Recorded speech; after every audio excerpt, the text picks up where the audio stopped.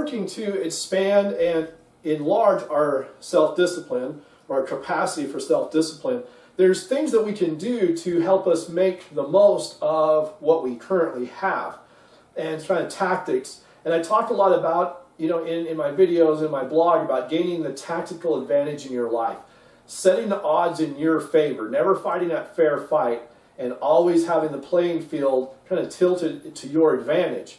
And we need to do the same thing in life and gain that tactical advantage. And there's some tactics, basically 6 tactics I'm going to talk about, to make the most of our self-discipline as we're expanding it. That way, hopefully, we can use these and get the maximum effort out of our self-discipline to get us to that point where we can accomplish our goals. The first thing is start small. And that's the biggest mistake that we typically make in starting something, is because we're excited, we're motivated, and we just take off, and we're so excited, we're just going to gut this out and make our dreams happen, and we're going to accomplish our goals, and boom, we burn through all of our self-discipline, we run out of gas, and then we're just stuck there on the side of the path, done. Start small. Take little steps. Start small, but start today. Don't put it off until you feel like it, because again, you're never going to feel like doing these things. And so, or if you do, you're going to burn through that motivation pretty quick and then just be dead on the side of the road. So start small. Take small steps, and consistency is the key. It's not about being able to make large gains rapidly as much as it is those small gains that you are consistently making towards your goal. And so you need to pick a level of activity that you can maintain over the duration, over the long haul, so that you can be consistent with it and not burn out. And that small, steady progress is going to get you to your goal, where trying to make those big steps all at once is just going to burn you out. The other, number 2, fatigue kills self-discipline. Nothing kills self-discipline more than being tired. And if you are sleep deprived in life, you are going to have a hard time doing the hard things that you know you need to do to get to where you want to be, because you're burning up all your self-discipline just getting through life, just getting to work or school or taking care of your family, whatever it is. You're using everything you've got just to stay awake through the day. You have nothing left to, expand yourself and grow. Make sleep a priority. Hey, I'm a police officer. I've been in the military. I understand it's not always an option. But you've got to reorient your life and set yourself up for success. You've got to take a hard look at your life and make those changes so that you are at least getting enough sleep to kind of refuel yourself for a new day. Sleep, I believe through my experience, getting enough sleep refuels that tank of self-discipline for a new day. And if you're sleep deprived, you're waking up, you've got nothing, and it's going to be nearly impossible to make yourself do the hard things.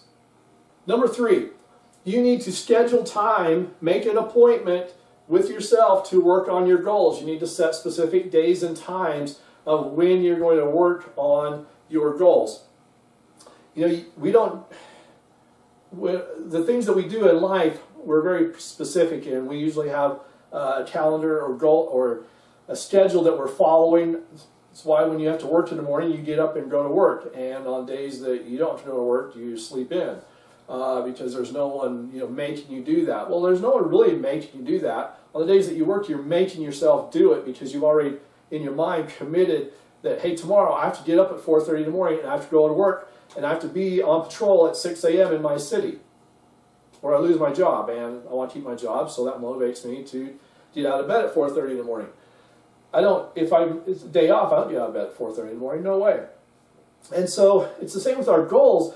You have to look at your week and plan out days and times that you're going to work on achieving your goals, and that you're going to put in that effort that's getting you where you want to be. If you just wait for that time that nothing else is happening, and you're just sitting around bored wondering, well, what am I going to do now?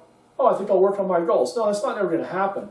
Life's never going to slow down and give you a break so that you can accomplish your goals. Life doesn't care that you're trying to improve yourself and enlarge yourself. You still have to go out and do all your responsibilities, take care of everything. And if you don't make time to improve yourself and work on your goals, it's not going to happen. So schedule that time.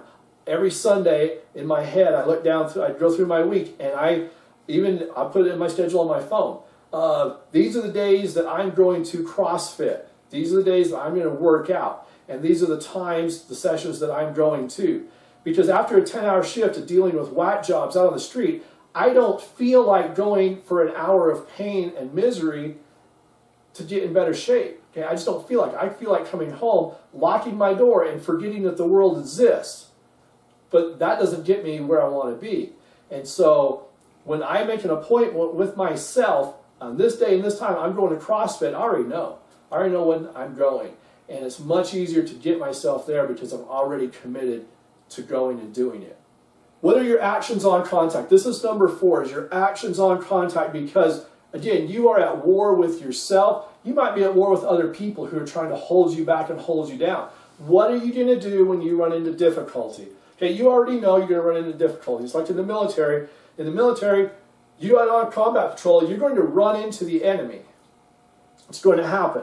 In fact, sometimes you are planning on it. You're going out looking for them. And so you have specific actions in your combat plan called actions on contact. It means what are we going to do when we run into them? We're not going to wait until the gunfight starts and then figure it out. We're going to pre-plan and have in our head a good idea of what we're going to do when we run into them. And we'll have specific actions that we're going to take on different types of enemy that we might run into. The way we're going to react to a sniper, the way we're going to react to a mortar fire, an IED, an ambush. In our plan, we have all of these different actions on contact, and we've drilled, they're called immediate action drills, so that we just subconsciously know how to react and how to respond to these, and they're pre-planned. A book that I love is called The Art of War, written by Sun Tzu, and in my copy, it quotes out of I don't remember now, you'll have to read the blog post, I have the exact source in there, but it quotes another ancient Chinese text that says, plan for what's difficult while it's easy. And in the heat of battle or in the heat of emotion, it's hard to make that good decision.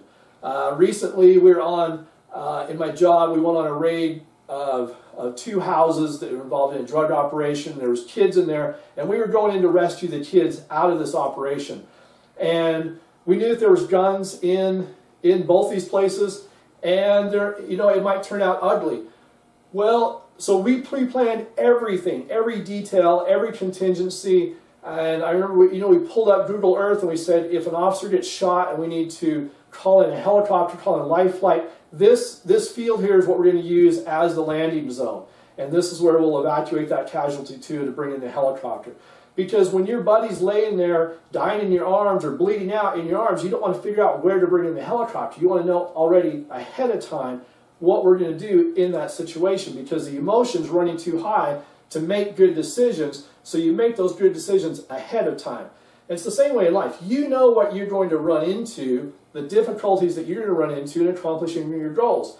In The Art of War, Sun Tzu also says, if you know yourself and you know others, you won't be imperiled in 100 battles. Well, a lot of times we are the enemy. There's a battle going on inside our head, and you have to know that dark side of yourself, that side that talks you into giving up, quitting, and giving in on your dreams and your goals, to be able to defeat that. And how are you going to respond when you feel like quitting, when you don't feel like doing what you know you need to do? Pre-plan it now while it's easy, before you run into that situation, what your response is going to be. How can you even avoid that? Or maybe it's a person or a situation that pulls you down, so you need to avoid that person or that situation. And plan for it now while it's easy, because if you wait until the heat of battle, it's really hard to make good logical decisions when the emotions are flowing and you want to give in and you want to quit. And number 5 is the 5-second rule. I come across this in a book written by Mel Robbins, where she talks, in fact it's called the 5-second rule. Well, she talks about how to kind of because we get in these conversations with ourselves. We want to do something, we know what we need to do, but yet we get into this negotiation to the dark side of ourselves, say, no, don't do that. Hey, stay in bed. Hey, spend that money that you don't have because this is a great deal. Or, drink that soda, eat that donut. It don't matter. It's not that big a deal. We have these conversations in our head, and the longer we negotiate with ourselves, the more likely we are to give into that other side. So just like in real life, we don't negotiate with terrorists. Don't negotiate with that dark side of yourself that's trying to talk you out of doing what you know you need to do. And what she talks about in the 5-second rule, which is amazingly simple yet powerful, is as soon as you feel that urge to give up or quit or not do what you need to do, just count down from 5. 5, 4, 3, 2, 1, go. And then you don't think about it. You just do what you know you need to do. She talked about it and the idea of getting out of bed. She had these pretty serious problems in life and just couldn't get out of bed and get going in the day. And she used this to get herself out of bed and get going. And so, for example, the alarm goes off, you need to get up, or if you hit that snooze, you're going to be behind all day and you're going to have a crappy day because you slept too long. Well, as soon as the alarm goes off, you don't think about hitting the snooze. You just say 5, 4, 3, 2, 1, go. You get up, turn off the alarm, and start on your day. I've tried this out in my own life over the last few weeks, and it's amazingly powerful. If you take me up on this challenge, try it out and see. It's going to work for you too. It's worked for hundreds of thousands of people around the world. And the reason that it works is we have different parts of our mind, and the part of our mind that is hardwired to avoid, pain and seek comfort and pleasure and avoid difficulty. We have to do something to disengage that voice, to stop that negotiation process. And by counting down from 5, just that 5, 4, 3, 2, 1, go, it disengages that part of the brain and puts you back in control of your own mind. And I've had, like I said, I've been trying out, and I found that sometimes some things are easier than others, obviously, to overcome or to fight through. And so I've added like some affirmations onto the end of it, depending on what it is. And so, for example, I'll be like, oh man, I want to give in, I want to quit. And I know, no, 5, 4, 3, 2, 1, do it. And then I say to myself, I do hard things. I thrive on adversity. I accomplish my goals. And that just shifts my thinking. In those few seconds where I count down from 5, say my affirmation, it shifts my brain out of that whiny, want to quit part back into control of like, no, I'm doing this. I'm going to see it through. I'm going to finish it. And so try this out. It's so simple, but a lot of the things that work best in life are the simple things. Number 6, and this is a huge one, involve other people. There's a saying that I have, and that's individuals die, tribes survive. I'm a huge individualist. I'm a very private person, and I like doing things by myself. And that's led to most of the problems I've had in my life. Because I'm just going to gut it out and do it myself. And, that's really, again, that's going against, it's going against realities and going against how we thrive. We thrive as societies. We thrive as groups. People are rarely able to succeed all by themselves. That's why athletes have coaches. And there's 2 ways that you really need to involve other people in accomplishing your goals. The first one is find somebody that you can be accountable to and that you report to. Let other people know what your goals are. Don't keep them to yourself, because private goals are easy to give up on because no one knows about it. And except for you, you're like, okay, I quit. That's it. No one's ever going to ask you about it. No one's ever going to hold you accountable. It's harder to give up when you know other people are monitoring your progress, or you're going to have to report. You're going to have to look them in the eyes and say, you know what? I quit. I gave up. I gave in. I didn't do it. Or I failed. That's hard to do. And so, again, you're setting yourself up for success when you find somebody that you can be accountable to. It's best if you can find somebody that's trying to accomplish the same goal that you are. or that's doing the same thing, that believes the same things that you believe, is trying to bring about the same thing that you're trying to bring about, and then you can work together and hold each other accountable. You know, at 6 in the morning, you get up and go to the gym. If you have a buddy that's waiting for you, that you know you're his or her ride, there's more motivation. You know they're counting on you, so you get up and you go. If it's just you by yourself, it's a lot easier to quit. So find somebody else that you can, that is going to hold you accountable to, and report your progress to them or to each other.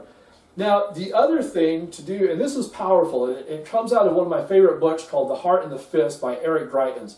In there, he discusses how he was a scholar, and he traveled the world doing humanitarian work, and he realized that without the fist of using force to protect the good people against the bad people, the humanitarian work didn't work out. It failed. And so he went and became a Navy SEAL, and in there he talks about his training in the SEALs. And you know, if you've ever looked into any of that training, it's extremely difficult, the most difficult training on the earth probably. And during Hell Week, which is the worst of the worst part of that training, he said that he went into it, one, he was an officer, and he was focused on the men in his crew and helping them. And he said, looking back, and I have the exact quotes in the blog post associated with this video, is the most difficult time of Hell Week was the moment that he focused on himself. When he focused on his own pain, when he felt like things were unfair to him, and he started feeling sorry for himself, that's when it was hard.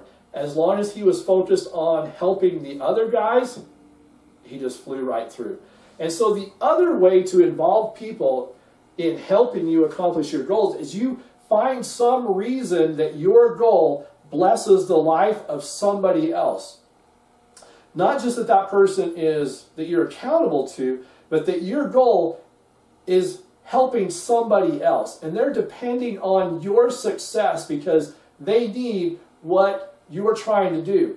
Now, some are easier than others with this. You know, but I've run into people who have lost a lot of weight, or they had very poor health, and they worked and they worked and they worked to get better health, and they said, I did it for my kids.